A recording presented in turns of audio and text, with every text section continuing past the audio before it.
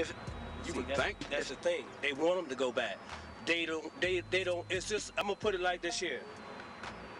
And I'm not gonna say that that's the way it is, but that's the way they're making it. They're making it like it's back in slavery days. You keeping society locked up to where they're not free to go and do jobs. They're not free to go out here and just be in society, period. I'm gonna pivot off of what he's saying. It's modern day slavery, right? Yeah. Besides that, like slavery, what the cause with that was money, right? Yeah. So putting these people in prison, keeping them going back to prison, it's a big money thing. People putting stocks and bonds on this. So like in Baltimore, we got about 50 prisons down there. And it's 4. I'm talking about people, it's a 2-cell room. Like 2 people could sleep in a cell. But now they got it where 4 people in there and 2 of them sleeping on floors. It's all about money. They keeping these prisons open because it's a big money thing now. You know. Yeah, people are making money off the prisons because they're privately run now. Right. Yeah. So that's what it's all about. So government is in on that. They like, yeah, we can make some money from this. Yeah. So, hey, let's not help them. Everybody gets We want to keep them coming back. keep them full. And then, these private companies that run these prisons give money to the candidates. Yes. I mean, it's just... It's all about money. That's why they ain't trying to help ex-offenders, because they want that money. They figure, hey, leave them homeless, then they're going to break law, and then we're going to make some money off of them. Just think about all the money that we're spending, billions. I think it's up to like $200 billion now in Iraq with the bombs and the reconstruction. Now we got to clean up our mess there, and we're taking care of them. Yes, instead of worrying about the people who's here. You know, they want to get us off the streets, but yet you want to go over there and start war and help them get back on their feet. But what about the people from where y'all from, this land? What about us on this land of America? We trying to survive too. And you want to spend all this money Taking care of them. So that's crazy. The reason that we have to take care of them is because we blew them the fuck up. You know? I mean, Yeah, that's true. Fucked up. That's real fucked up. But they cry about America don't have enough money to do this and to do that. But they got billions of dollars to take it in different countries somewhere else and support somebody else. But they cry about they don't have enough money to support their own peoples. You know, something's not right with the government somewhere. For them to say, well, we don't have enough money fundings for this, we don't have no fundings for that, but you got billions of dollars to put into another country, then where are you getting the billions of dollars to put into another country if you don't have no fundings for your own people? So it's not that we don't have the money, it's that we don't. It's just the government is crooked. I'm gonna take to pure and uncut. It's crooked. All right, what kind of things do you think that the government needs to step up and do for people in your guys' situation? I mean, as far as everything, as far as jobs, as far as healthcare, as far as... First thing I think the government need to do, get off his fucking ass and worry about humanity instead of about his pocket and his family. You know, I believe if everybody have a compassionate heart towards the next, this would be a better place instead of just worrying about how much money can I make this year. It's sad that people like us have to get out here and actually beg people or ask people for money just so we can eat. See a sandwich on the ground. When you want to work.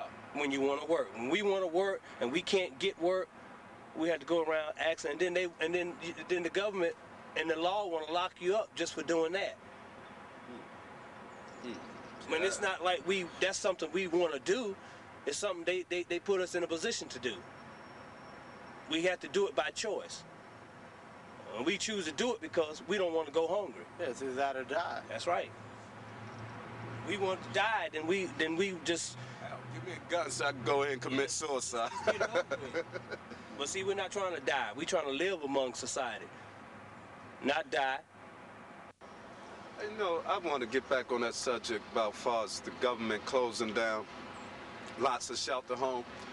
If he's closing them down like it's about to become winter now, isn't that making him a murderer? Don't that make him a murderer though? Because if you sleeping on these benches or sleeping outside and it's too cold, you could freeze to death. It is. It's just the same. What is the difference between the person that walks up and shoots someone and the person that closes a shelter and now people freeze to death? Yes, that's I mean, right. what is the difference, really? There is no difference. Because if a person dies, that's death. That's just like putting somebody to sleep. So there is no difference. That make him a murderer just as well as somebody going up shooting somebody. Oh, but I know what it's called. The law for that is called population control. It's modern day slavery. That's all it's to it. You know? Like, I give you a scenario. I'm just walking down the street, not being funny. White man and a white lady, she clench her purse. One guy locked the door just as I'm walking down the street. I'm like, man, I'm not trying to do nothing to you. I'm trying to survive. Labor us already, like most Stereotype on us as, well, blacks are the one breaking laws and doing the most crimes. That's not true. In America, everybody break law. we don't want folks to think that we stereotyping people as racism, because we're not racisms. But when you want to put blame on somebody, the first finger you point to is a black man. When, like he said, you can't even walk down the street without somebody clenching their pocketbook thinking you getting ready to rob them. Yeah. And it's that stereotype type person where, you know, you don't even know this person, so what makes you think he's gonna rob you? You think, I mean, do you think that employers ever look at you differently because you're black? Yeah. Some do. I'll tell you a scenario. I went for a job in Baltimore for cars deals. The guy told me, white man, he said, man, before you fill out my application, I had locks, long locks, dreadlocks. And I told you the scenario about them, the meaning significant behind them. And he said, you gotta cut your hair, you gotta shave, you gotta present yourself in a manner of that you need trying to get a job. All right, so I first made a commitment to Jacques, which is God, that I would never cut my hair. All right, so I did it anyway. All right, just so I could get this job because I needed it. Because if I didn't get it, I'm gonna be evicted. So I cut my hair. Then next thing I know, I filled out the application. He yelped out of his mouth, "I'm so sorry, you're not qualified for this position." After you cut your hair? Yeah, if I did everything this man asked me to do, he talked about I'm not qualified for this position. That right there will make you want to go and murder somebody, because he asked you to do something for a job and you go out and do it. You showing your part on how bad you wanted that job.